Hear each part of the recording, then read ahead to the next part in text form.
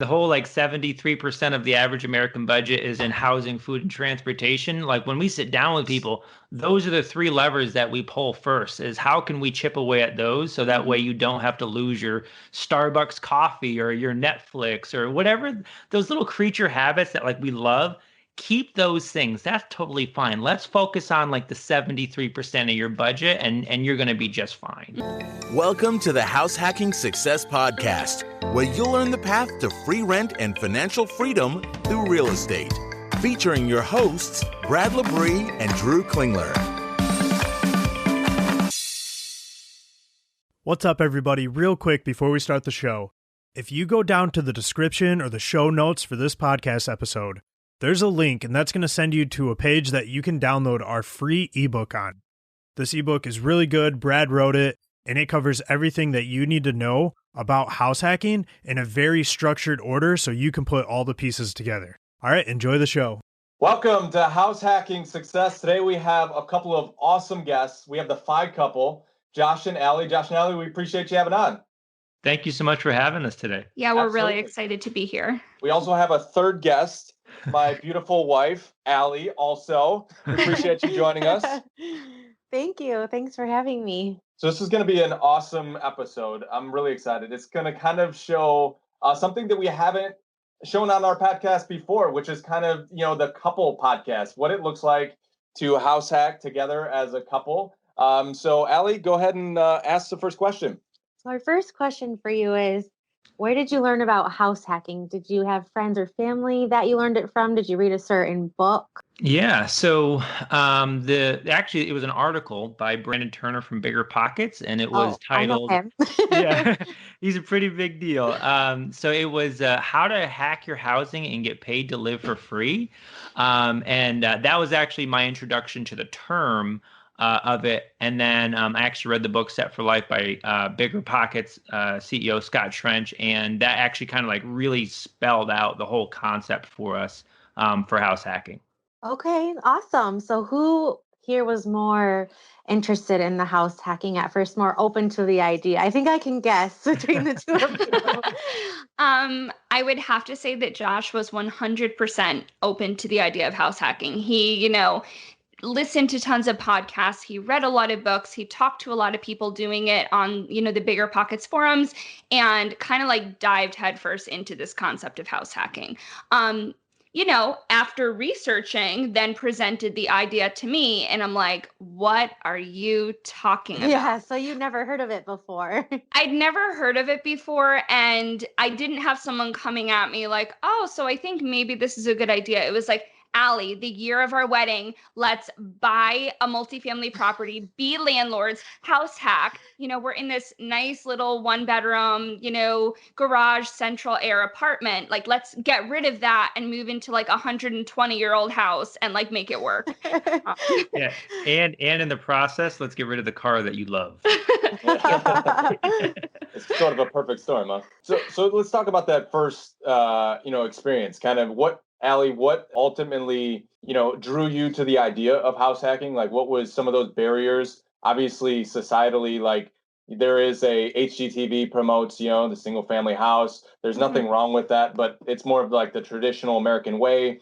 Get a new car, get a new house, have a kid. That's sort of the idea of, getting married. There's like these steps to a traditional American way of life. Like, what was it that drew you to an alternate way of life, which is sort of the Phi community and house hacking? I think it's really hard because as people, what you said, we are programmed to think about having a certain type of life, right? Like I expected that single family home, we're going to have kids, we're going to have our jobs for 30 years. And that's just kind of how I was programmed. And I don't want to knock that life because many of our friends and family are living that life and they have beautiful, lovely lives. But for us, yeah, it was hard to get over that mindset shift. And what initially was Josh, coming at me with the numbers and we can save this and we can do that. I was not the numbers person. That did not resonate with me. I'm like, this is a cool Excel sheet, but I really don't care.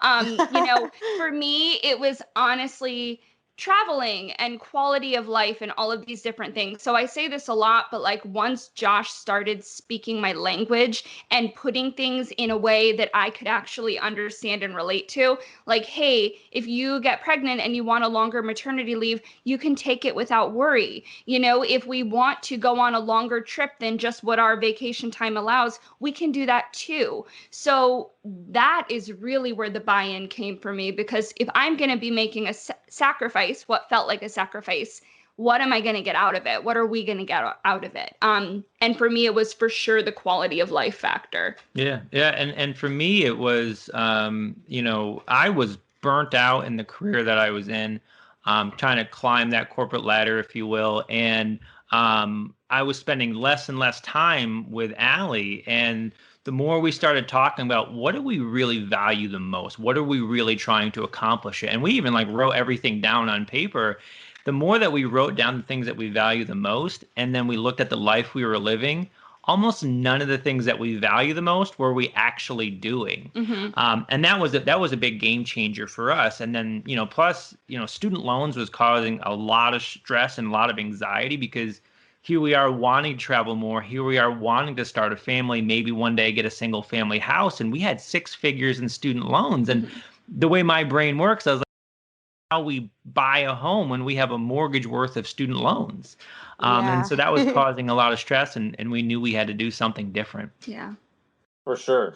So let's 100% touch on what you mentioned, sort of like speaking your language, because I think we can definitely attest as well that there's definitely different like wavelengths to sort of buying into an alternate way of life, because even for somebody like me who, I mean, I didn't grow up in a real estate family, but I had no idea that people could live in a like a multi-unit or even like buy a house and rent out the bedrooms. Like none of those concepts had ever, I just had no idea people did that. And I had no idea there was a business model around it. I didn't know you could get, I mean, I didn't know the financing world, but if you're in America and you buy a 1 to 4 unit, you can get this same, kind of structure as far as a loan, low down payment, long-term fixed rate debt, low interest rates, things like that. But those are something that Josh and I, consider. Allie, like talk through maybe some of the things that, that I had to switch my maybe marketing to you for to sort of. That was actually how I thought of it too. Yeah. Yeah. So I always had that same thought that you did, Allie, about just having like the family, the 1 bedroom. I come from a very like higher upper county in Michigan. So everybody was kind of like keeping up with the Jones kind of thing. Very like, if you want it, you get it kind of thing. So the whole. And a side note, I definitely outkicked my coverage when I married Allie. Yeah. So the whole delayed gratification thing kind of was very hard for me. But I actually was going to go back to school, like get my master's, get my doctorate. I'm like, in the long run, if I want to stay at home and be with, then why would I go and be in all this student loan debt? Right after we got married, his work actually went on strike. Wow. And so the fact that we made it through that with our passive income from the houses, like and we just got married, like paid for our wedding by ourselves. I don't know how we would have gotten through that, to be honest. So now looking back at that, I think that just what we've gone through in life has helped me more than anything that he could have told me, really, and just seeing like how it has panned out. But also he let me decorate our unit to how we want to. So that helped too, because you need to make it your home, if you're going to live there, see those 4 walls every day. And then when you move out, you can charge people more because we redid our flooring, we repainted. So it looks even better, way better than when we first moved in here. And just him allowing me to do that is what I'm like, okay. He's like, well, you can make it how you want. Right. I think that's something that we've really realized, over time, because there are a lot of objections of why people don't want to do that. And a lot of them are, we understand where people are coming from, but you really can, Allie's a very expressive person. She loves sort of decorating and all the different seasons. That's why she's a big fan of Michigan. We get them all in one day out here. But like it, you can kind of create, where we are now. We moved into a duplex.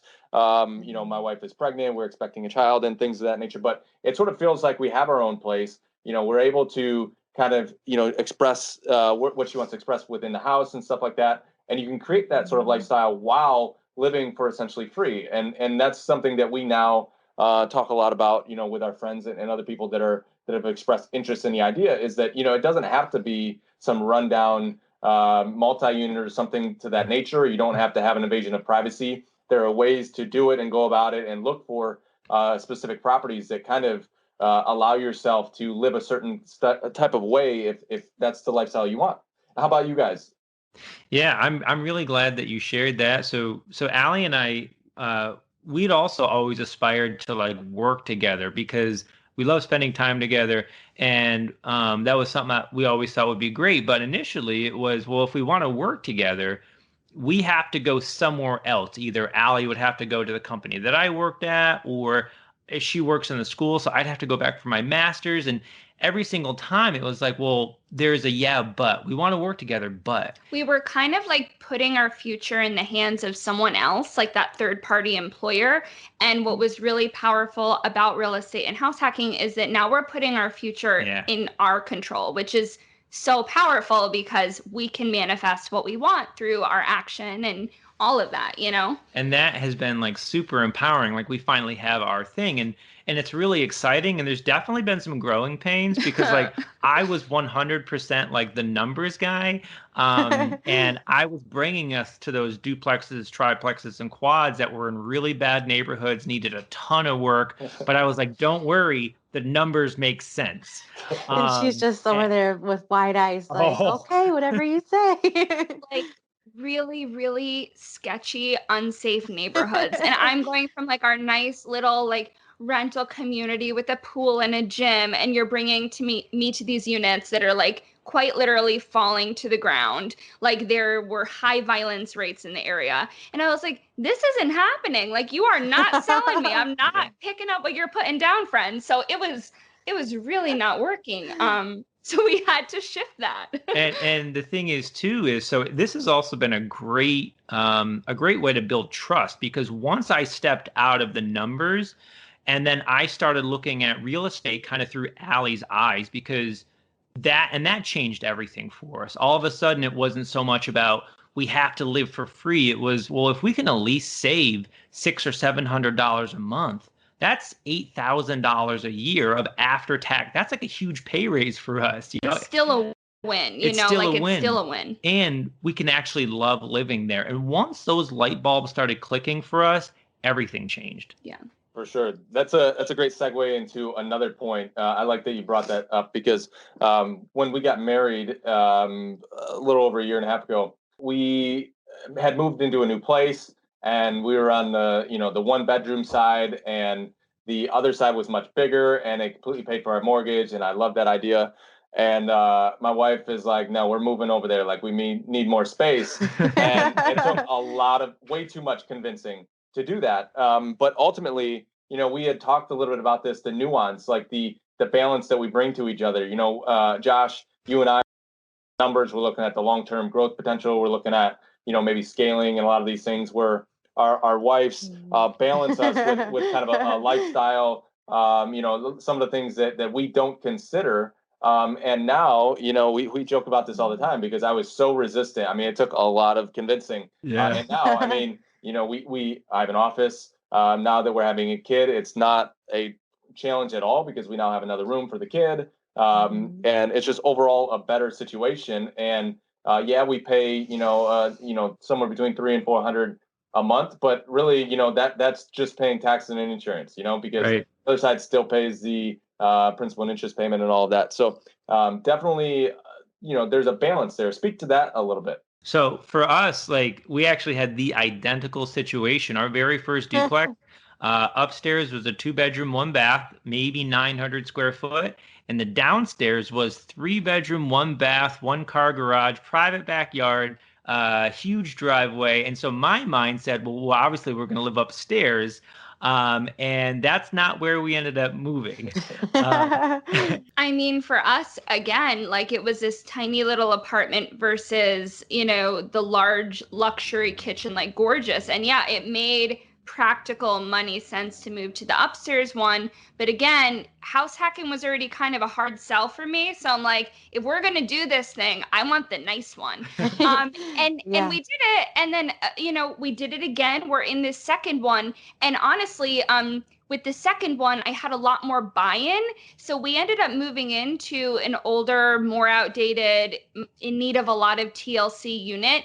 But I was more okay with that because by that point, I saw the power of what this could do. So I was willing to have a smaller house, to have a kitchen that needs to be totally remodeled, like, all of the things that we've been dealing with this property. But it's because I had already did it. So we both kind of gave a little, you weren't too thrilled with the numbers. I wasn't too thrilled with house hacking. So we met somewhere in between.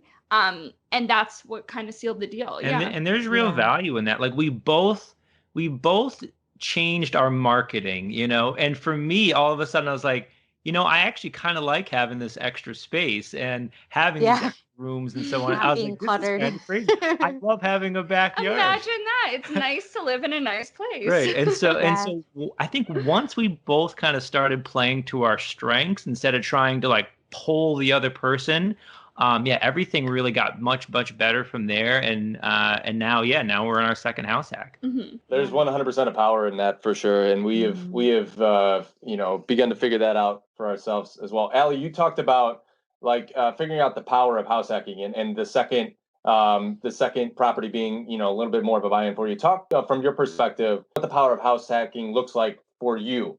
Yeah, I think just like the money and time freedom is huge. So like I was looking at our bills every month. I was looking at not paying $1,200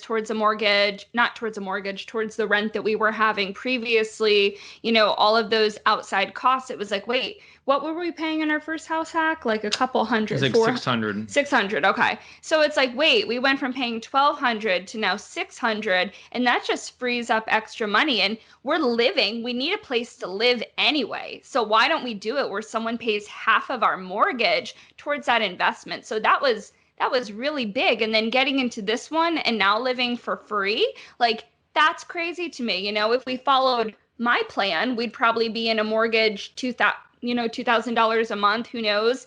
And now we're saving that money to pay down our mountain of student loans, to invest in, stocks, and just push our life forward the way we want it to be, Yeah. And for us too, like to go back to values, that's kind of been our compass. So like when we got married in 2018, we took every single penny from that wedding that we had left over, and that's how we bought a house hack. We took a 3-day little mini moon out to the ocean there and had a great time.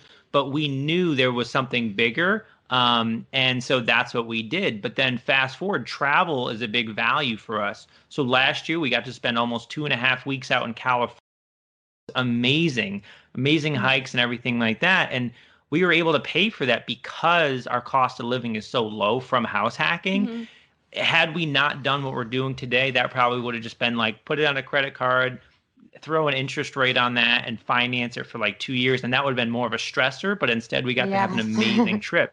Mm-hmm. And there've been a lot of different instances of that kind of stuff because of house hacking. For sure. And like instinctively, I always knew that, she wanted at some point a house and some acreage and grow, have a family and all of that. And I always instinctively knew that that's what I wanted too, but I was really, really bad at like relaying that message to her in her language. That like what I was trying to do was like contributing to that, and I didn't really know how to market it in that way to her. But like to me, the clock's just ticking. Like, okay, when's this gonna happen? But from my vantage point, it was always like, honey, like, these houses, if we continue to build a portfolio over time, we'll ultimately pay for our way of living. We'll make our life much easier and less stressful, and the ability to have a family and raise them in a certain lifestyle and things like that become much more attainable and much more carefree, perhaps, than the traditional way of buying a house too early for too much and taking on too much debt while you also have all the other things of life. And so it was very challenging for me to figure out that I was, sending the wrong marketing signals. I had no idea, but Yes, but also not being in an apartment, because I know so many couples, like my sister and her fiance even, they're like, we're just throwing away so much money renting this Yeah. apartment. And so they Yeah. finally bought a house. It's not a duplex, but they realized that value of just like biting the bullet and just buying a house, saving up for a Absolutely. little bit and just doing it, because when you're just throwing away all of that rent money, I remember me being a single lady by myself paying $800 plus a month for a 1 bedroom, 1 bath. And then if I wanted to go on vacation, I would have to put it all on my credit card. Yeah. Like Yes. I can't keep living like this. Hmm. Right. No, absolutely. So let's talk a little bit about like we'll get back to the house hacking portion of this here in a little bit, but you guys are also very into kind of the five financial independent community, Yep. everything. We had mentioned, sort of Dave Ramsey, and you mentioned Set for Life, and we had talked before the show about how much value that Dave Ramsey's program brings to a lot of people, but there's also a little bit, left. Maybe missing to the piece of the puzzle that some other things and maybe Mhm. house hacking. So talk about you talked about six figures in student loans. Talk about your FI journey throughout this and kind of fitting the pieces together between a Dave Ramsey approach and a house hacking approach and a Set for Life approach and kind of marrying them all together.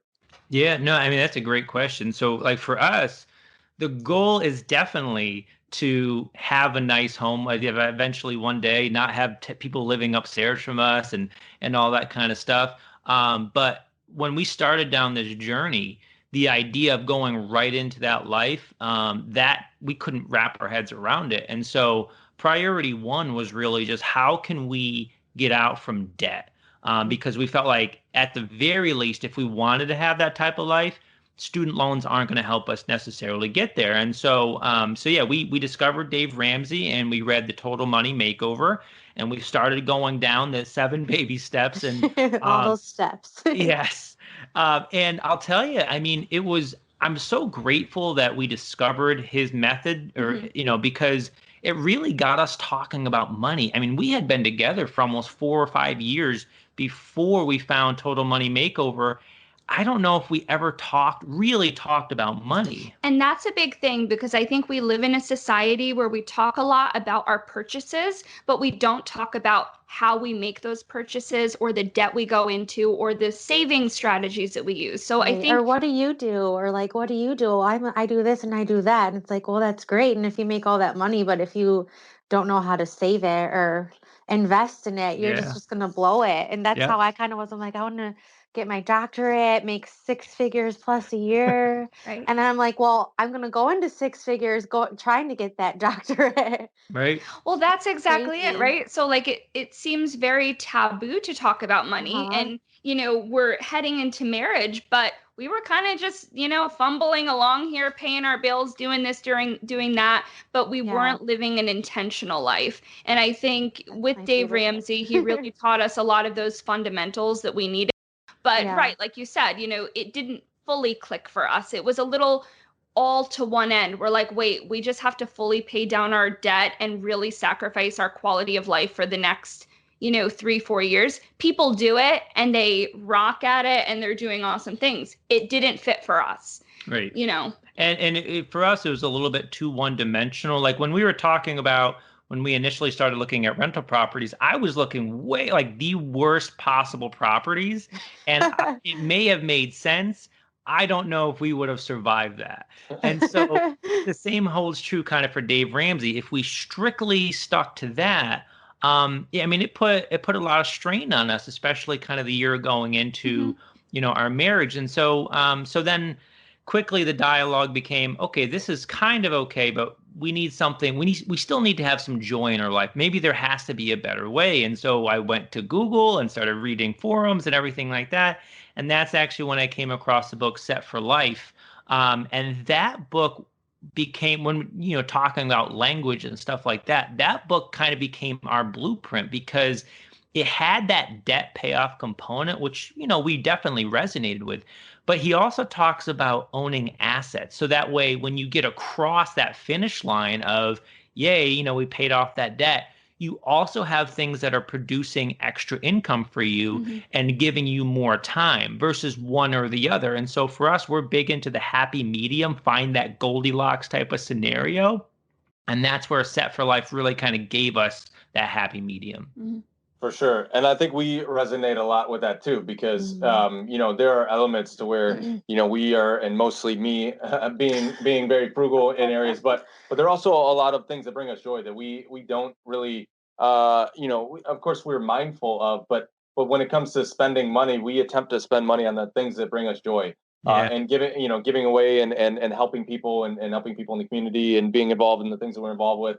And traveling and things like that, like those things bring us joy. And so when it comes to spending money on those things, we don't necessarily see it as spending money, where when you come from a world like Dave Ramsey and things like that, not that his intention is to come off this way, but you know, there's a lot of stress in all of those things. And spending money is all, you know, each dollar you spend is spent the same way, which I don't necessarily agree with. I think there are several ways to spend a dollar, and some are beneficial, some are not. And you have to be mindful. Allie, you talked a little bit about the psychology of kind of transactions, psychology of money, and being and understanding, you know, why you're buying things is probably more important than you know how much you spent on it, maybe. But you know, we definitely resonate with that sort of mindset that, you know, every dollar is not spent the same way. You know, you can you know, buying joy is maybe the ultimate thing you can do with your money, and that's why house hacking to us is so important, because what you do with that additional income or savings, however you want to look at it, is much less important as how well your relationships are doing and how well you know, you are, you know, as far as like bringing joy to yourself and your community and the people around you. And so I think that aspect was once we started to talk in that way, I think it was much easier for the buy-in to, you know, to be with real estate and house hacking and all that. Yeah, I didn't even have a credit card until the year after I graduated from college, because I was just so terrified of, oh my gosh, I don't want to be in debt to anybody. And my friends would ask me to go out, and if I didn't have the cash to do it, I would buy all my groceries in college straight cash. There you go. Not even put it on a card, anything, because I was terrified. Like if I'm gonna have any of this debt, I just don't want to deal with it. And now we can use some of the points that we put on that credit card and use it to travel and be intentional about it. That's probably another thing to maybe we can touch on, and you can give your perspective on, because, you know, she had come from a money situation in her background to where there was a lot of fear around money. And that happens with a lot of people, you know, experiences we have in our childhood and experiences around us with, you know, just family and all of that have a psychological effect on how we view the world and money. And so, you know, what sort of backgrounds did you guys bring to the table with each other? Maybe if you have spent any thought thinking of it, you know, did you come from two different worlds, kind of? Totally two different worlds. I could see that on their face when I started laughing. Totally two different worlds. So I grew up, you know, I'd say like in a middle class family. We had a beautiful home that my father actually built from the ground up. He's a very skilled craftsman. So I grew up with a mom who had a state job and the pension and the benefits and the security. And I kind of grew up with that privilege of, I learned a lot of the lessons around the importance of saving, getting a secure job, blah, blah, blah, you know? So for me, I have a career as a school social worker. I have my pension. I have my great health insurance. I have my kind of low risk career. And going into the relationship with Josh, you know, we were friends for a long time before we dated. But I saw this guy who had a lot of car debt and was rolling negative car equity into negative car equity. Am I saying that right? And, you know, making some really poor financial decisions. And I don't even know if you had a savings account. I don't know what you were doing. And it was like red flag everywhere. Like but you know, growing up, Josh did not grow up in a middle class family. His family made a lot happen with very little. So growing up with that, you know, home life, you just didn't learn some of those lessons because it just wasn't a reality, because it was getting through month to month and it wasn't thinking of that bigger picture. You know what I'm saying? Yeah. I mean, like scarcity mindset was very real. I mean, I grew up food stamps, welfare, every type of public assistance that was available. And, it was just kind of survival for most of my life. And so that mindset and those behaviors kind of carried over into adulthood. Mm-hmm. And so all of a sudden, when I was, I graduated college and I was making money, my mindset is, I don't know when I'm ever going to make money again. So why not spend it? It was kind of like, I spent the last 21 years living a really hard life, and now I'm going to live it up. And very, very quickly, though, that kind of got me in greater debt, greater financial strife. And so, that's kind of one of the greatest things about, coming from different backgrounds sometimes is you just get a whole different perspective. Mm-hmm. And I remember when Allie and I, first started dating, and I started realizing, like, to her, like for her background was like a middle class background. To me, I was like, you're rich. You have a house. You have two parents, you have cars. Like, you're clearly a millionaire, not knowing, how it all works kind of thing. But yeah, we came from very, very different backgrounds. So I think the different backgrounds has been a strength because it really helps with perspective and with balancing each other. But it has not been easy. No. It was a huge challenge to get to where we are. Like, it was like, oh my God, that's how you think about that. Like, it was tough, So, and you're laughing, so I wonder if you can relate. But it's just like, it's hard to merge those two. We met when we were 22 and 23. Like, that's 22, 23 years of being socialized and programmed to think a certain way. And it's like, oh, let's merge our lives together and we think totally differently on this topic and let's make it work. So not so easy. Yeah, no, for sure. We definitely came from different backgrounds in the sense that, like, I was very carefree, and that's been one of my great strengths.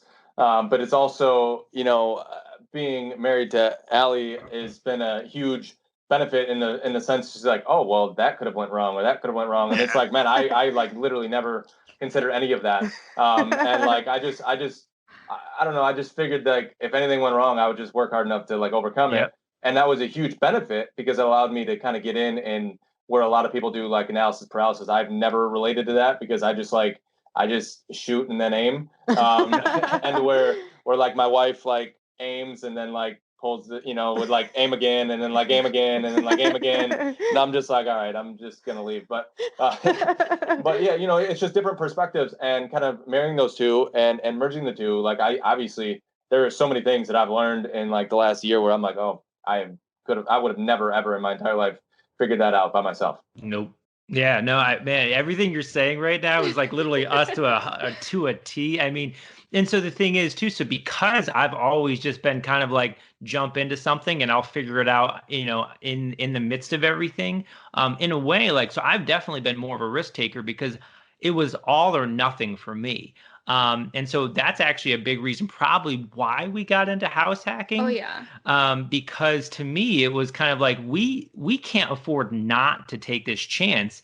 And at the end of the day too, like back of the envelope math, I was like, I don't really understand real estate when we were getting in, but I was like, that's $600 a month that we're saving. Like, that's pretty basic. We'll figure out real estate, the whole concept and how to actually analyze things. We'll figure it out. But like, you can read a book about riding a bike or you can ride a bike. And that was like, that's always been like my mantra. And so like throughout my whole life, I've ridden a lot of bikes and I've fallen a ton. And some of the bikes I had no business going near. But at the end of the day, like that's kind of how I've always lived my life. And we've definitely contrasted in that regards, but I definitely think we bring balance to each other. Mm-hmm.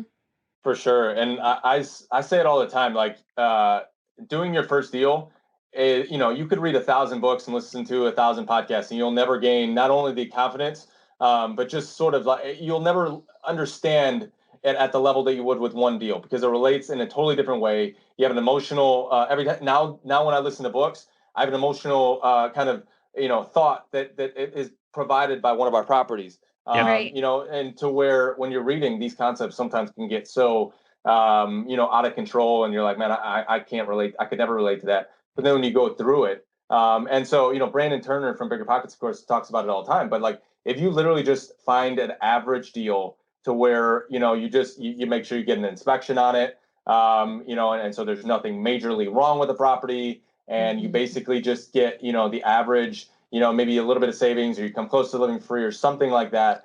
I mean, from my perspective, it's a home run because no matter how long you wait, you're probably never going to find a home run deal.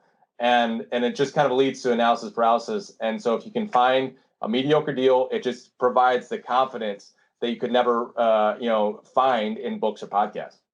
Yeah, yeah. And you actually, so you had Craig Kurlop. I'm a big fan of Craig Kurlop. You had him back in December, and he kind of echoed the same sentiment. It's not about hitting that home run. It's just getting in. You don't get rich from your first deal. Right. That first deal is really there just to kind of it's like real estate with training wheels. It's to get you in the game.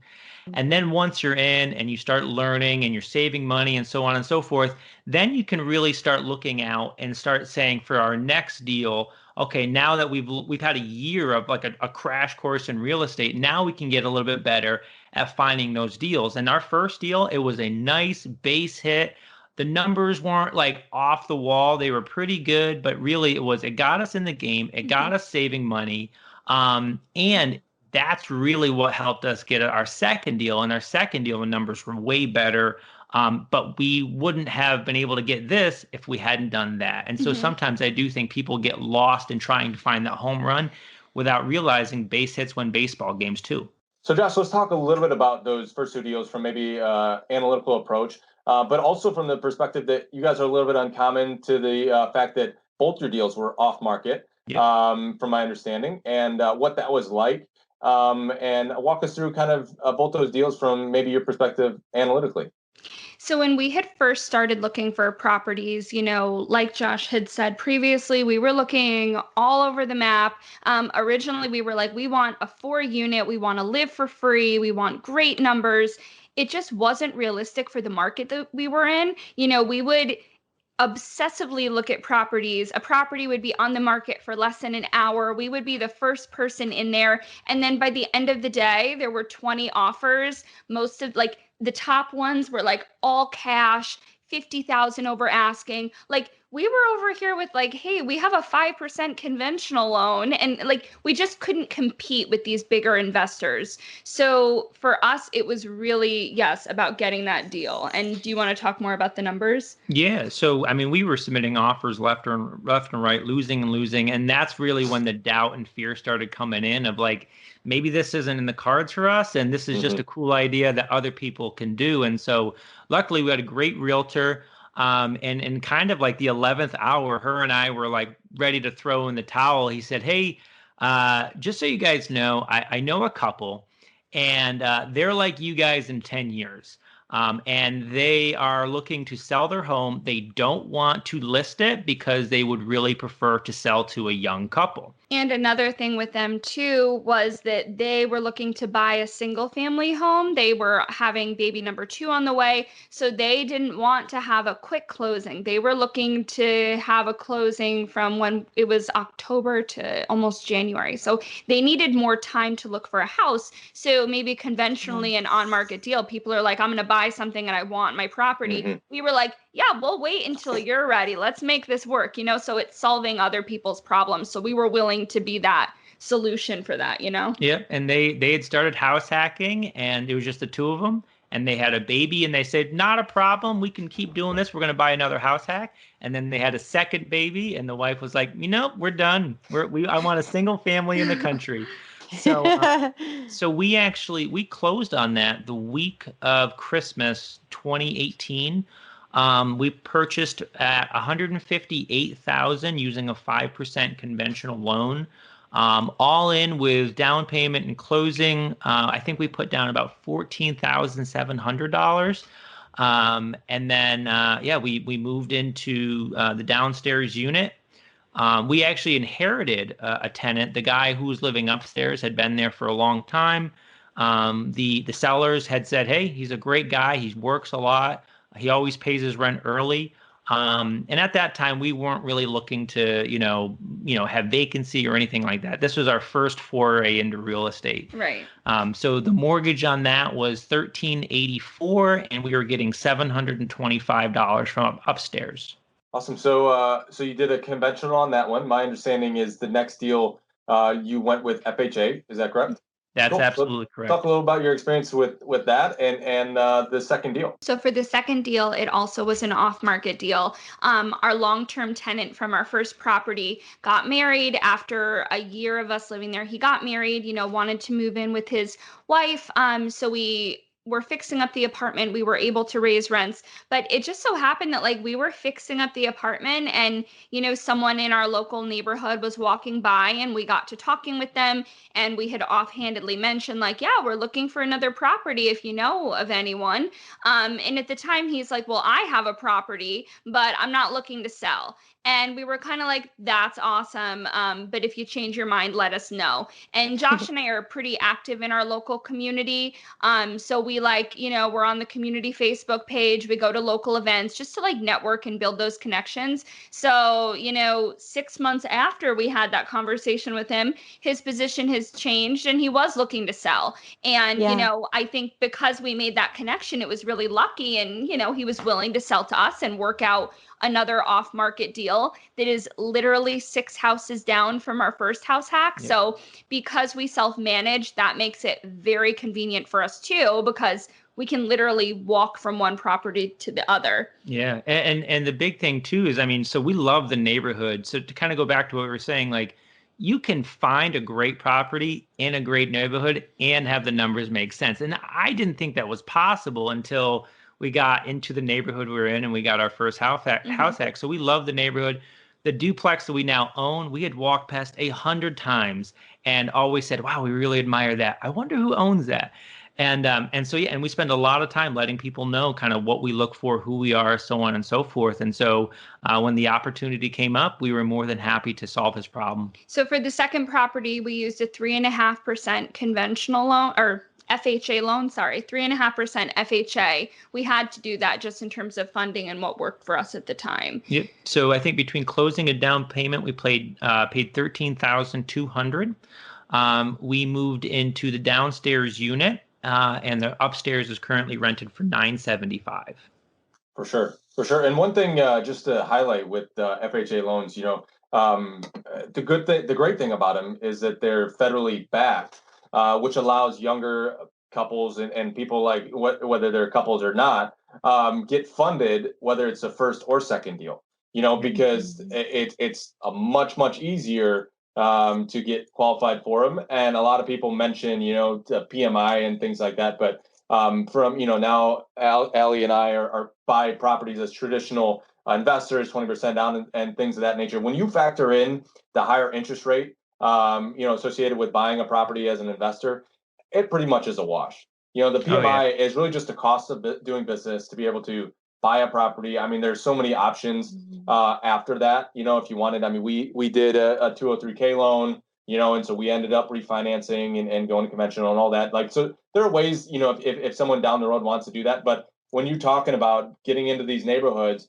the sort of, the irony in it, I suppose, is that, people say it's too expensive now. Well, they just continue to appreciate and continue to appreciate and continue to appreciate. And the great thing about house hacking is being able to get into a property for such low down. And it doesn't have to be to where you absolutely live for free, but you can live in these neighborhoods, get dramatically reduced rents, what you would be paying for rent in an area like that. And over time, the property appreciates in values, rents appreciate. There are a lot of benefits to buying and holding in these really good areas. And FHA allows you to do that because the restrictions are much less because they're federally backed. Yeah, no, I think you're spot on. I couldn't have said it better myself. And that's all the kind of stuff I have up here in my head and know, and the cool thing is too, is right. So it's a great hedge against inflation. So over time, things will continue to go up in value.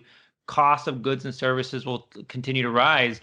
Our payment is fixed for the next 30 years. So even though rents will go up, the property value will go up, that price doesn't change unless we change it through a refinance or whatnot. And so, yeah, there's a lot of really cool wealth generators that come from real estate. And for us right now, while not only are we benefiting from those, we're also living for free, which is actually further accelerating our student loan payoff. And honestly, when we first got into this second house hack, I had said to Josh, we did one, we did two. That was our deal. We're doing 2 house hacks. I want, our single family home after this, because the goal was to have the cash flow from the first 2 units to pay for half of our mortgage. And we were going to be able to actualize that, with the numbers that we had.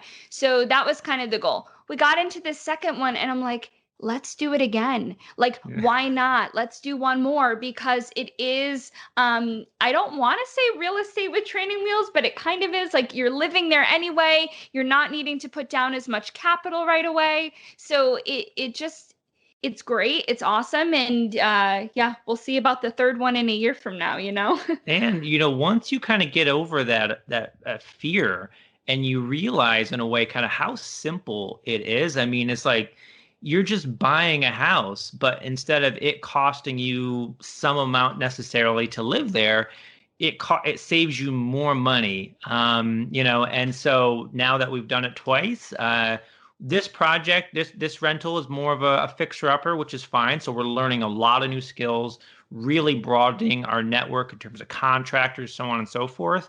But we're already gearing up for our next house hack sometime next summer. Awesome. And I'd just like to highlight that because, that is maybe the big reservation of people using things like FHA loans and stuff like that. But not only for ourselves dealing in commercial lending, for our own personal properties, but as an agent, I work with a lot of investors and I just see the transaction costs, because in commercial lending, there is no fixed rate 30-year mortgages. Like, that is not a thing. There are balloon payments. Amortization is much lower, whether that's 15 years, whether that's 20 years, whether that's 25 years. 25 years is an incredibly long amortization. And so the cost of commercial lending is dramatically higher. And so, I always just sort of, from afar chuckle a little bit at the cost of PMI compared to what I see these investors pay for different mortgage products. And so if someone is out there attempting to build a portfolio, like at some point, those things are going to become a part of their life. And PMI is such a small cost to pay, compared to some other things. And so the ease of lending, the federal government backing those loans, allowing us to get fixed rates. They don't change. A lot of people got in trouble in 2007, 2008, 2009 because they had, these adjustable rate mortgages. But that's the great thing about FHA. It's fixed rate. It's never going to change. And you get it for 30 years. I think it's really funny that you say that, because I feel like PMI is like a dirty word. And so often when we tell people we're buying a property with FHA, they're like, oh, but what about that PMI? Like, literally, I cannot describe to you how often we get that comment. And I'm like, it's negligible. Like, we're still profiting. We're doing great. Like, the numbers make sense. So what about the PMI? So I definitely don't think it should be a deterrent to someone getting into the game. An FHA loan is a perfectly fine loan to be using, a great loan to be using to get your properties. Yeah. And not for nothing, one, it's a tax write-off. And those same people, I could say, hey, what about your principal and interest that you're paying? You know what I mean? Like, our principal, interest, taxes, and homeowners insurance, other people pay for. So if all we have to do is cough up, I think it's about $110 a month out of our pockets for PMI, that's a tax write-off. I'm more than happy to pay $110 a month for 2 really, really great properties that continue to go up in value, pay monthly cash flow. And so it's like a no-brainer. But yeah, I think a lot of times people will get lost in the details of, that PMI, and they'll miss out on all the other cool wealth generators that come with real estate. So let's sort of transition to kind of the FI aspect that you guys are involved with.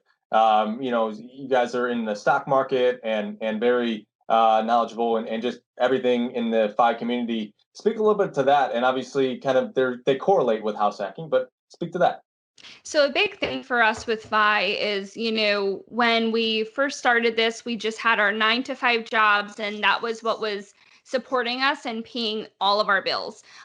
So what our goal really is to have our income generators multiple streams and kind of not just relying on one basket of eggs, but how can we have multiple? So for us, it's like, yeah, we currently have our 9 to 5 jobs. We'll work those for as long as it makes sense for us and we're happy in those and it brings value to our lives.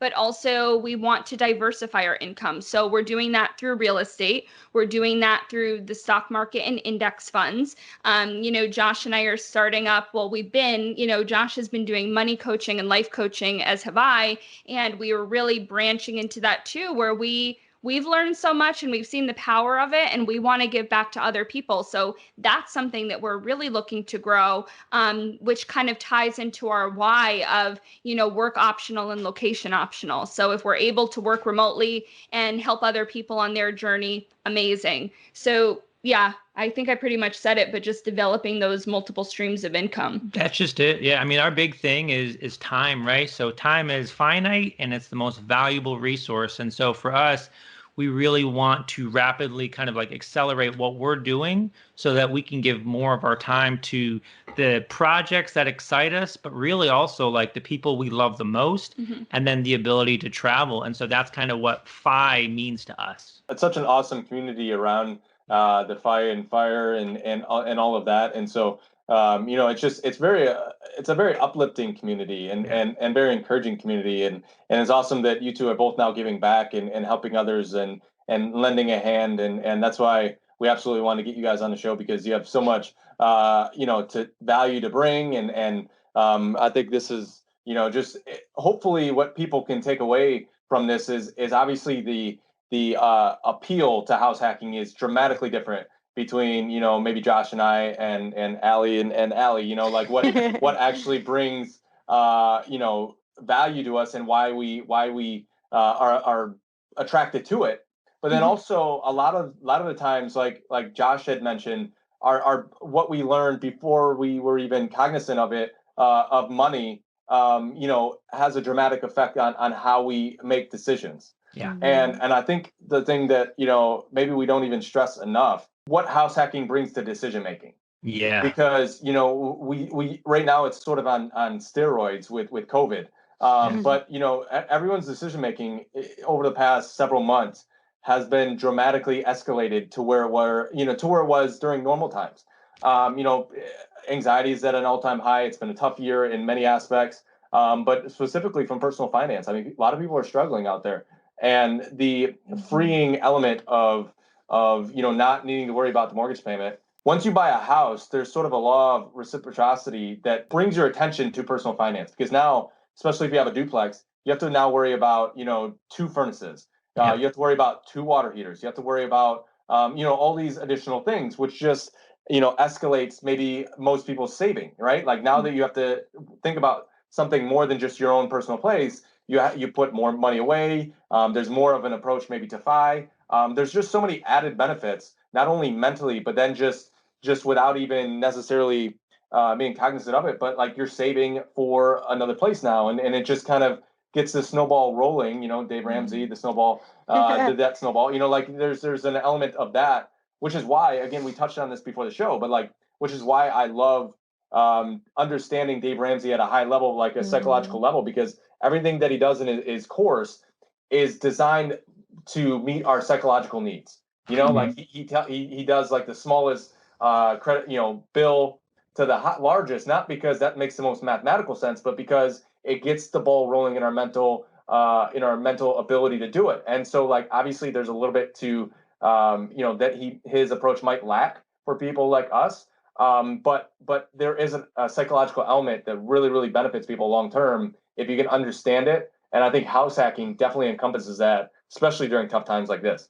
Yeah, I mean, I couldn't agree more. And again, you said as good as anyone could, but the whole notion of living like no one else so you can live like no one else has really rang true for us in 2020 with everything that's happened.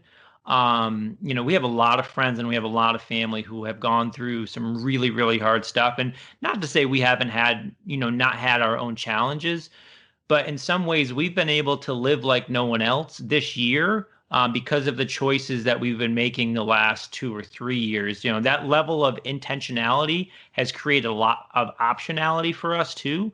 in ways that, we won't know, but I couldn't imagine we'd be in the position we are today if we hadn't made the decisions we made. No, I mean, I'm grateful for that. Like when, COVID got bad in New York, our entire economy kind of shut down. And although my job wasn't affected because, I have this very low risk school job, Josh's work as an entrepreneur, it went from like full income to maybe we're getting 20% of his monthly income. And if it wasn't for, the savings that we have and the very low cost of living that we have on a monthly basis, it would have been a lot harder for us. So I am really grateful for that in that regard. Yeah. And that full-time entrepreneurship that I love, had we not made the decisions that we made, I wouldn't have been able to make that decision because our cost of living would have been so much higher and we wouldn't have had that gap of to take the risk. Yeah. Because I mean, when I launched into my own business 2 years ago, I did not launch, it was the whole jump out of the airplane and build a parachute on the way down. Like I did not have full-time income at all. And we were getting married in like 6 months. So luckily, this one trusted me. But also because we had been started making the decisions and changing the lives that we were living, it kind of gave us a little bit more optionality. And that's another one of the cool benefits of house hacking is that there's a lot of people who are probably in jobs they don't love, but because they walk a financial tightrope, don't feel like they could change or get out of. And that's a really hard position. And I get it. House hacking has given us that freedom to make changes and do what we really love to do versus what we have to do. Mm-hmm. And that's super inspiring. For sure. And one thing, because this is a couples podcast, I mean, life is impossible to predict. The markets are almost impossible to predict. COVID-19 was literally impossible to predict. I mean, there weren't people screaming that we were going to have some type of pandemic, in 2018, 2019, right? Like maybe a small sector of the fact, but it wasn't something that really anyone factored in, right? And something that, we think about, and I specifically think about now, and I was thinking about a long time ago before I even met Allie was like setting up for, having kids. And like, I always had that, like, that was kind of one of my driving goals and factors for getting into real estate and being kind of on this financial independent path and all of that. But like I now, becoming a dad and things of that nature, and seeing a lot of friends that have kids in particular, like there's a lot of, as far as when it comes to money, a lot of fear involved with that. Yeah. Because now we talked about thinking about a second,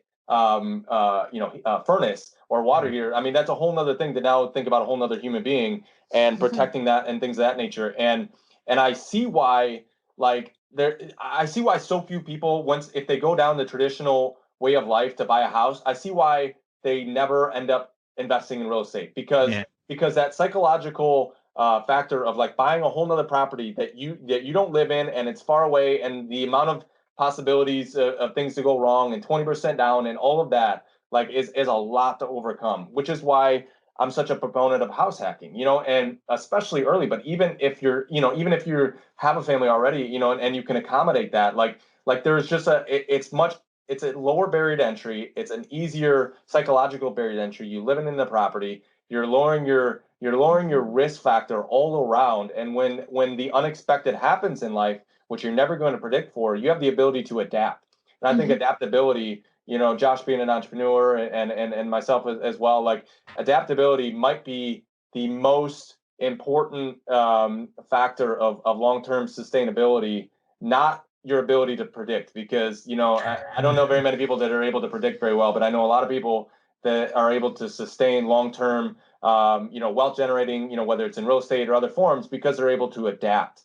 And I think house hacking more than anything allows people to adapt to whatever life throws at you. Yeah, no, I couldn't agree more. And there's actually, you might be familiar with the story, but Brandon Turner. So Brandon Turner. Okay.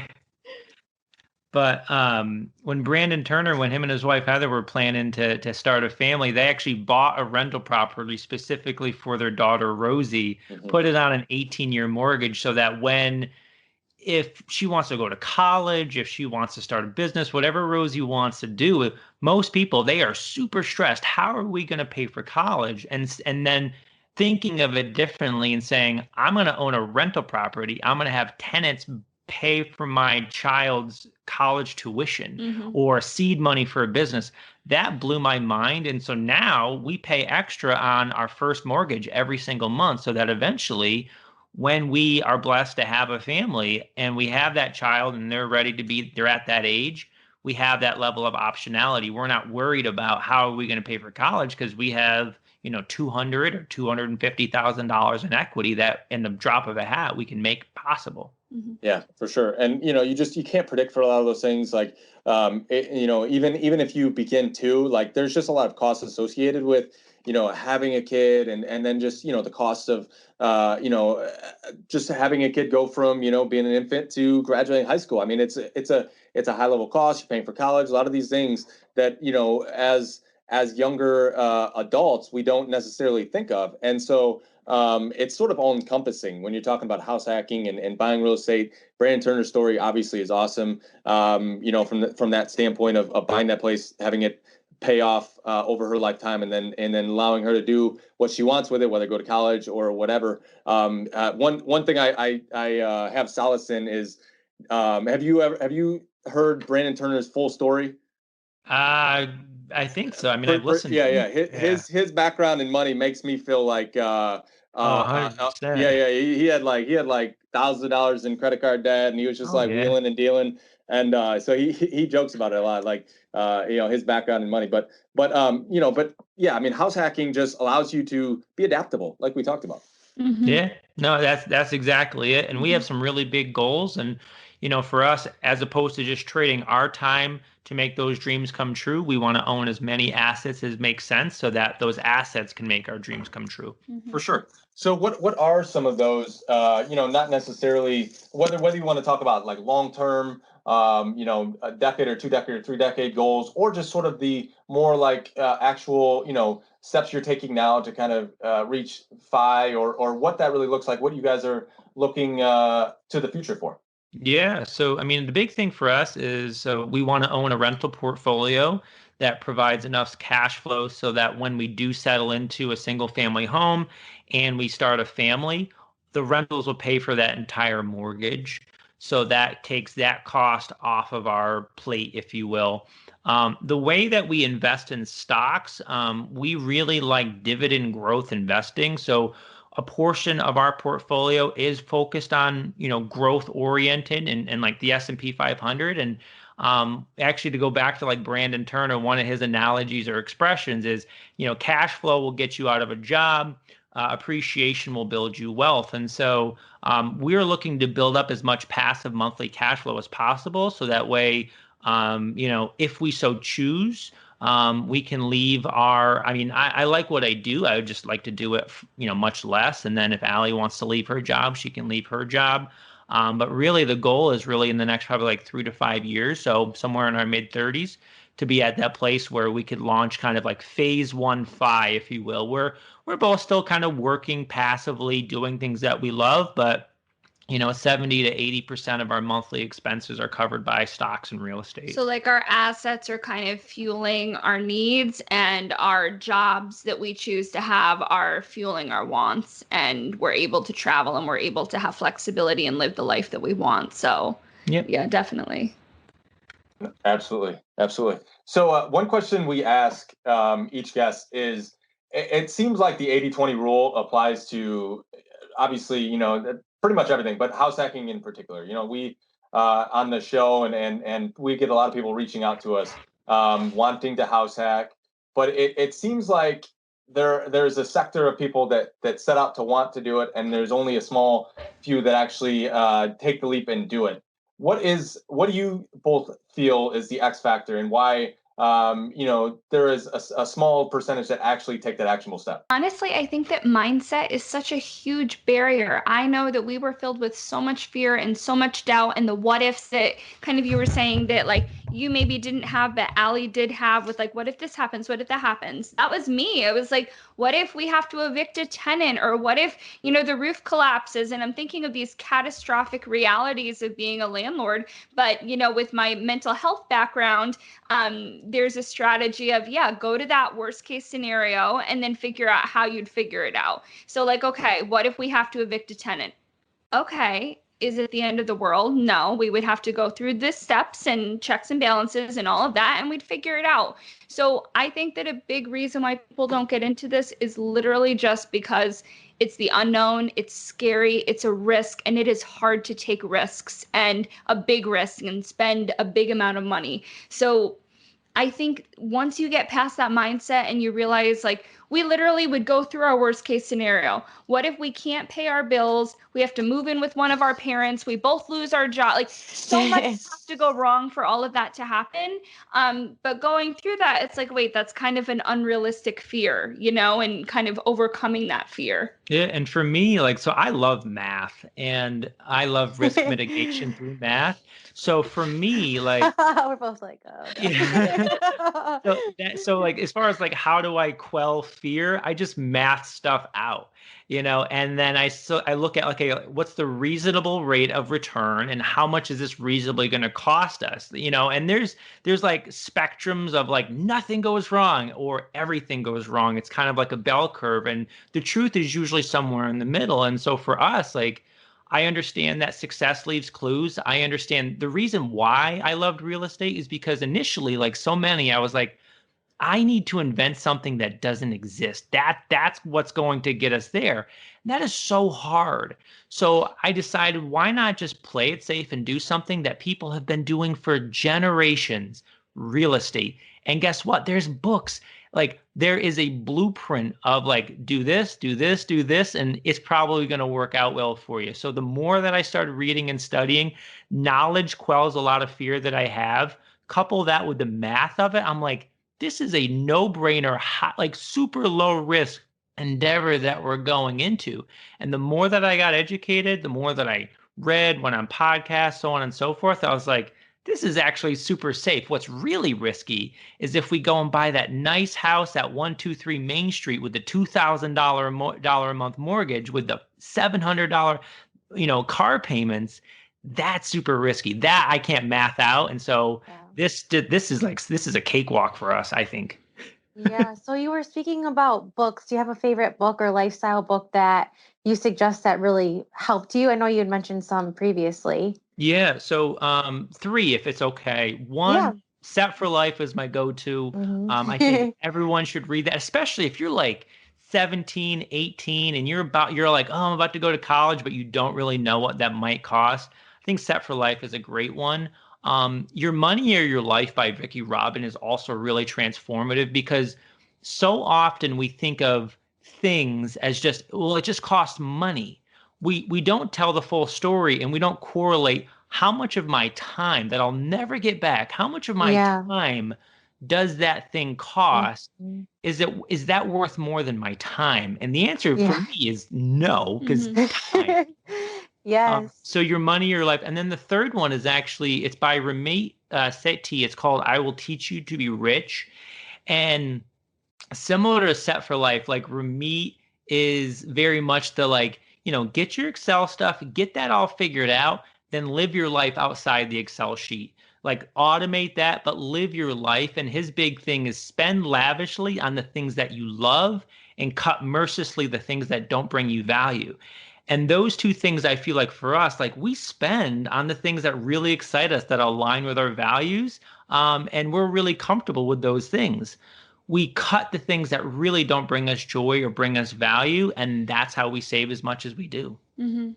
Yeah, that's really good. Now, when I look at things, I think of it in forms of traveling. Okay, so how much? So is this I can either get this or I can buy a plane ticket for that. Yeah. To highlight Set for Life and how important it was to me, the missing piece that I took from that book more than anything from like the Dave Ramsey approach, because I don't even know that I studied it as much as it's sort of just natural conventional wisdom. I mean, he talks about it all the time. It's the advice your grandma would give to you. I think is actually one of his slogans. But like, it's just sort of a conventional wisdom stuff. And the element that Set for Life added to the equation for me anyways was the difference between variable expenses and fixed expenses. I had never really considered that. It was sort of mind blowing for me and I'm not really naturally a numbers person. I almost sort of detest numbers. Like I love the big picture stuff. And Drew, the co-host, he's a numbers guy. And I have some other people that I work with that are numbers guy. I've used some of them as like, you're getting in my way, man. Let me look at the big picture stuff. But like the thing that it like added to me was, I had looked at coffee expenses and things like that as like, big no-nos, like to your path of progress. And there's totally merit to, saving money. You got to get to the down payment and things like that. But the cost difference between, saving on, say you really enjoy Starbucks coffee and you starve yourself of that for a full year, that might equate to, a couple percent of your total budget for the year. That might be $1,000 that you save if you didn't get a Starbucks coffee every single day. Well, if you match that up against just the, the cost difference between 30 or 40% of your budget that you spend on housing, I mean, that's not even close. And so, like Your Money or Your Life, you talked about, that's an amazing book too, because it talks about your life energy, and so those books definitely, put some dots on the map, and you can start to, connect those to where it's like, money is not spent equally, and you have to, separate fixed expenses, variable expenses, but then also life energy, and things that drain that from you. And so, yeah, two amazing books. And Allie, do you have any books that, or even podcasts?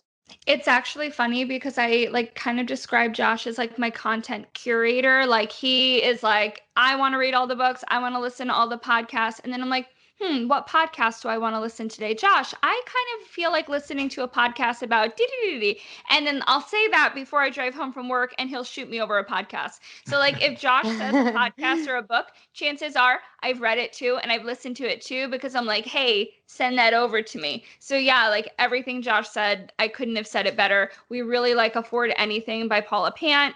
Bigger Pockets Money, some other ones like that. And just, there's so many great resources out there. And I think at the beginning of our journey, at first I thought Josh was like the crazy guy with this wild idea. But then through listening to podcasts and reading books, it's like, we're not reinventing the wheel. We're not doing this super risky thing. We're doing something that millions of people have done before us, and they found success with doing it.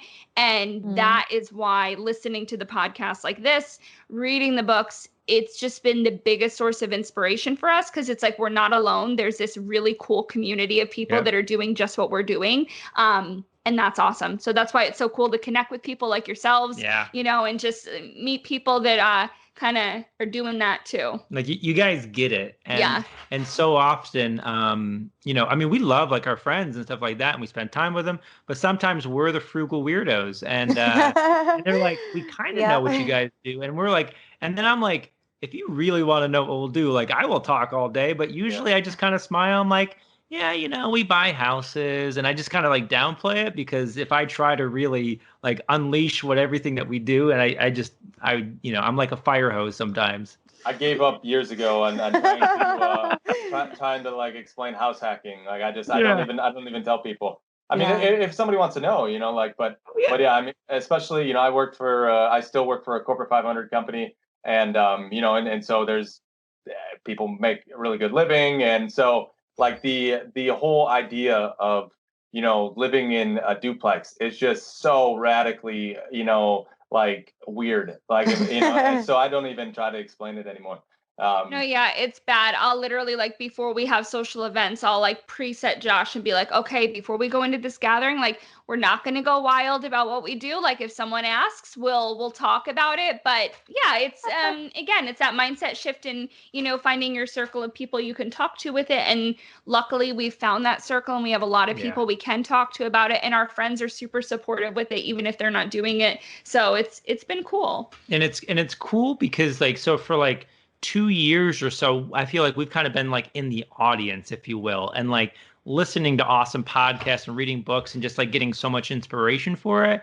And this year, like we really sat down and we're like, how can we in a way kind of give back? And so that's kind of what the Phi couple is all about. It's kind of our way of contributing to a community that has literally completely changed our lives, might likely the lives of our children, and so on and so forth. And so yeah, it's really cool to be kind of being able to do things like this. Yeah. Yeah, for sure. And I very rarely give book recommendations, but have you heard of The Psychology of Money, a new book that just came out?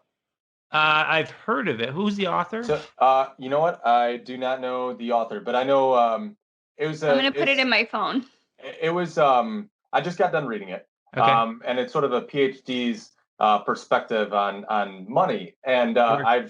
I read a lot like you, Josh, and listen to a lot of podcasts and stuff. But it was the next book that connected a lot of dots for me, and I think it was a very timely book when he put it out, because we are, as a society, really evaluating a lot of things right now. Our own choices, our own way of life, with COVID and everything, and now people are moving home, and from a agent side, the market is just booming right now because people don't want to live in the same situation they were before. So some people are using it in different directions, but the psychology of money brings a lot of the things that we're talking about into perspective, because somebody like you, Josh, you reason with science and math, and they're for all of for science and rocket launching and things like that, we can predict down to almost certainty the results, and in math, we can make these algorithms that predict almost certainty. But when it comes to money, it's impossible. It's nearly impossible to predict the markets. And there's so many people that attempt to or say they can, but he goes into depth on why sort of that is, and the unknown around it. And the fact that somebody something that goes,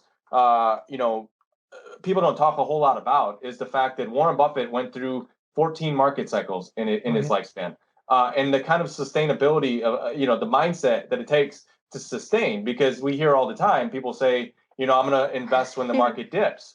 Well, the psychology, that it takes to be able to continue forward when everything else around us, media, everything else is saying that the sky is falling.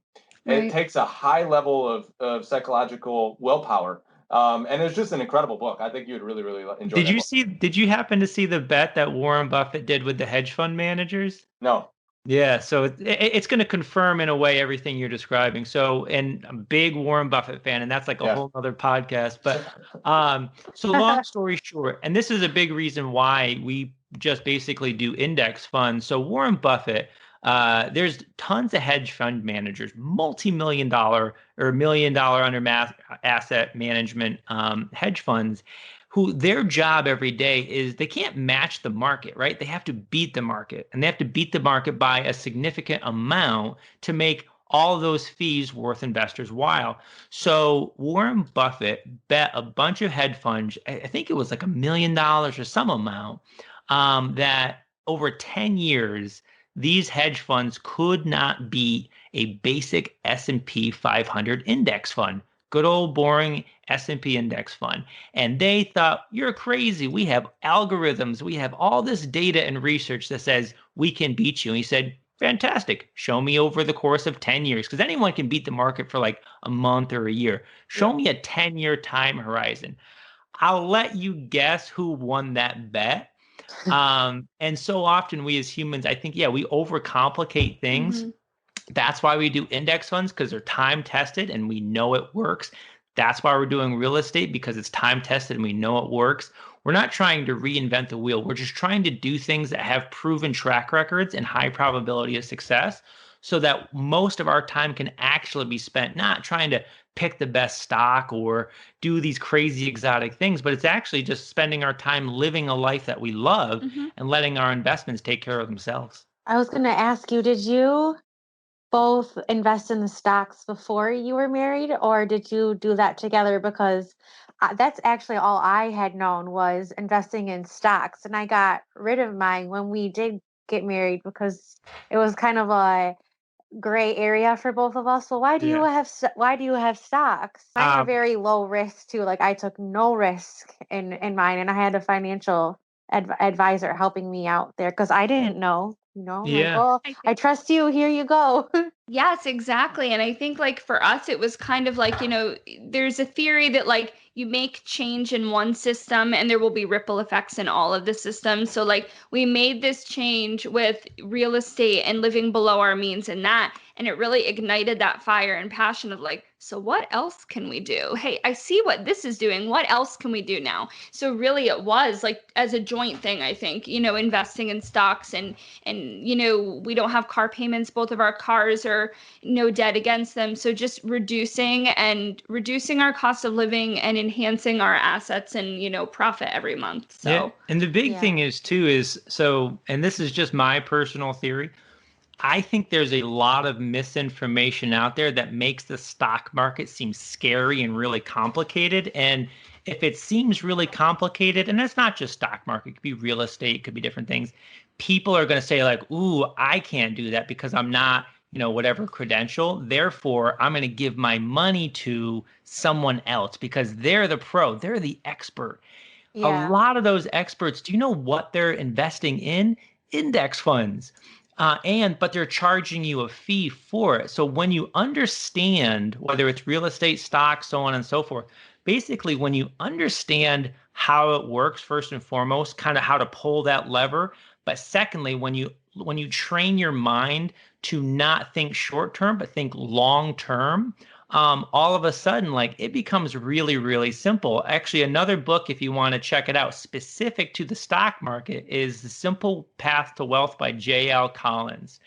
So J.L. Collins will probably tell you everything that you need to know. It could be like a 2-page book, but he makes a whole book out of it. He kind of he talks about the investment to own. The other 128 pages or so is just the psychology of why that works. Um, but yeah, so for us, it's just kind of understanding how the assets work, but also having the mindset of a long-term horizon. mm-hmm. Yeah, because they don't teach you that in No, school. and I don't think And that's an accident, right, I was gonna say they don't want you to know. That's exactly. Imagine selling that $35,000 BMW to the person making $30,000 a year. If that person was equipped with financial knowledge and literacy and know-how, and they understood all the stuff we're talking about today, if they understood the true opportunity cost of that car or that like fill in the blank, imagine how hard that salesman job is, or Mhm. BMW or whatever the company's job becomes. So, Yeah. and we need people to, sadly, I feel like we need people to spend in order for our economy to work, spend more because that's to some extent a fundamental of capitalism, but it also straps people with more debt. It keeps people in the system. It keeps people in those jobs. And that's something that, we work with people all the time on is understanding their relationship with money, and then changing their life thereafter. And until he brought me to an investment conference, I had no idea. Yeah. And I was like mentally exhausting. He's like, I think you're like not, I think you're so bored. I think you're not having fun at this. And I'm like, my mind is blown because I've Yeah. never heard like any of these terms. I don't know what these people are talking Yep. about. Like, and I just know there's like, I'm like, what's a bull market? And just all of this, Yeah. all this different terminology. I'm like, I need more coffee for this because I've never heard of any of this. As a side note, I took her to a Robert Kiyosaki investment conference on her second date, Okay. and got her Kim Kiyosaki's book, Yeah. just to make sure that she was down. So Yeah. Yeah, and I did learn a lot from that because I am a very like visual learner, I don't really like gray area and black and white. Like, give me the term, and I'm like very like term definition term, and Yep. that's how her book is, and it's in a way that like women can understand. Because if I read all these books with like these different charts or like here's the numbers, I am not a numbers person whatsoever. Nope. Like, don't even talk to me about it because it'll go in one ear and out the other. But I think that's where we do balance each other because I think, okay, well, what if? And at first he did not like it, but now he's like, okay, I see where you're coming from. Yeah. Mm-hmm. Yeah, no, same with me. And it forced me to kind of work a muscle that I hadn't otherwise worked. Because, like, I knew it.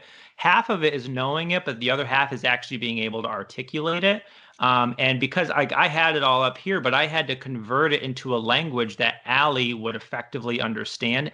And that has helped me so much because it makes me rethink what I know and how can I reframe it so that way if I did want to help someone else, I'm not just throwing acronyms and terminology at them because that could be like an avalanche of knowledge and super overwhelming. Yeah. And so that's helped me.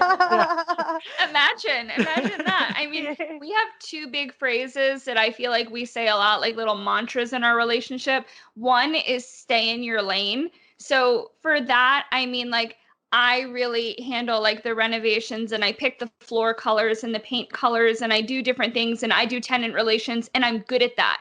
Josh is really good at analyzing the numbers and knowing where we're investing and all of that. So knowing what our strengths are and then finding tasks for ourselves that are within those strengths. So stay in your lane and being productive in different ways. Yeah. So he may not fully understand the value that I'm bringing to a situation, like the time that I took to analyze the floor and make sure that we get the best flooring and all of that. And I may not understand something that he's doing, but it's understanding that we are both working towards a common goal. So even if they're not the same and we may have a hard time relating at times, we're both being productive in different ways. So those are like our kind of like teamwork mantras, so to speak, of how we work together. And it is, and it's a lot of teamwork. And like this is our first foray into like first it was the dream of we work together, and that's really exciting. And then the reality is actually okay, we're working together, and there's different aspects of our personalities, but we have to come up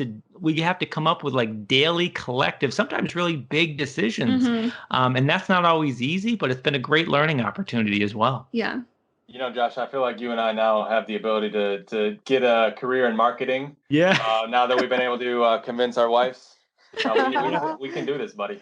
Yeah, as long as they're there with us, because like I would just be a rambling idiot running in circles without Allie. Like she gives me focus. Like I think we used the bowling analogy earlier. I would be in the gutter years ago.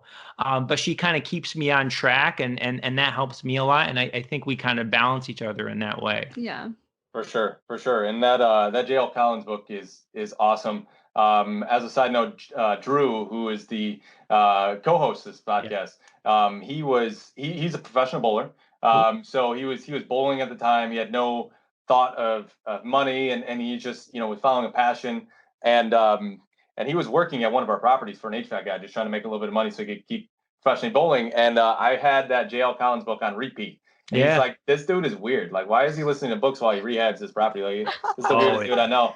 And I was like, well, you can find out how weird I am. You can come work for me every day. So that's all we did was we just listened to podcasts and books. And J.L. Collins, I believe, was probably the book that it was definitely one of the books. Yeah. It's a great book. Stephen Covey's 7 Habits of Highly Successful People. I probably list on repeat for about a year and a half every day in my car. You bought like the CD set. I actually had the CD set. You liked him a lot too. Yeah, I had the CD set, and I would literally. And this was before I hadn't quite yet discovered podcasts, so I got the CDs, and I would just swap out the CDs. And my thing was, if I'm going to be in my car for like 2 or 3 hours a day, how can I make it like a remote library? And so that's where the CDs really came in. And then once I discovered podcasts, forget it. I was like, I love being in my car because that meant I got to learn something, and then I would like, pull over to the side of the road and I would do like a note and then I would, make notes and like voice to text it and stuff. Like my phone is like a whole library and that I could geek out all day over. I totally understand. A good mentor of mine called it Windshield University. Yeah, exactly. That's literally it. Yeah. No, I felt like this whole episode was just a couple of awesome people just chatting. And I know for a fact that a lot of people are going to get a lot of value from this, and we can definitely tell that you guys, your hearts are in the right place. And I know that you guys are helping a lot of people with your podcasts and with mentoring people and helping them coaching in life and in money and, just bringing perspective to it and connecting the dots, because it is, Josh, you and I, we read a lot and there are concepts, but then there are certain books that really, like Set for Life, like a great book. Yeah. But I mean, I don't think, I could read it, 100 times and just that one concept, there was maybe only a chapter or whatever from the book radically changed my life. and there's those moments. And when you meet a couple like both of you, and you get to sit down with someone across the table, you take all that knowledge, but you only take, you probably have days and days worth of reading, behind you, but just those little snippets and the dots you connect in people's lives can radically change them. Yeah, absolutely. I mean, the whole 73% of the average American budget is in housing, food, and transportation. Like when we sit down with people, those are the three levers that we pull first is how can we chip away at those so that way you don't have to lose your Starbucks coffee or your Netflix or whatever, those little creature habits that we love. Keep those things. That's totally fine. Let's focus on the 73% of your budget and you're going to be just fine. Yeah, for sure. For sure. So, Josh and Allie, we really appreciate you coming on. Where can people find out more about you? So you can find us on Instagram at The Fi Couple, and we also have a website, www.theficouple.com. So those are our two big ways. We have email contact too. You can reach out to us via that. So, it's been awesome to connect with people already. We just launched this kind of a month ago, which is crazy to think about. A lot has happened, but there's been a lot of behind the scenes work, years in the making. So we're excited to connect. That's the great Mr. Everyone sees kind of the outcomes, but there's years and years of emotional, just like we talked about the psychology of money. Just what happens before then, all of the experiences that we carry with us from our childhood, and just the emotional reactions we have to certain things. And absolutely. I know a lot of people are we'll put all those links in the show notes and all of that, and tag you guys, and we really appreciate you coming on. We know the value you're bringing, and hopefully we can continue to grow this relationship and collaborate, and we know you guys are gonna do great things. Cool. Thank you so much for having us today. No doubt. Well, we hope you have a great day, and thanks again for coming on.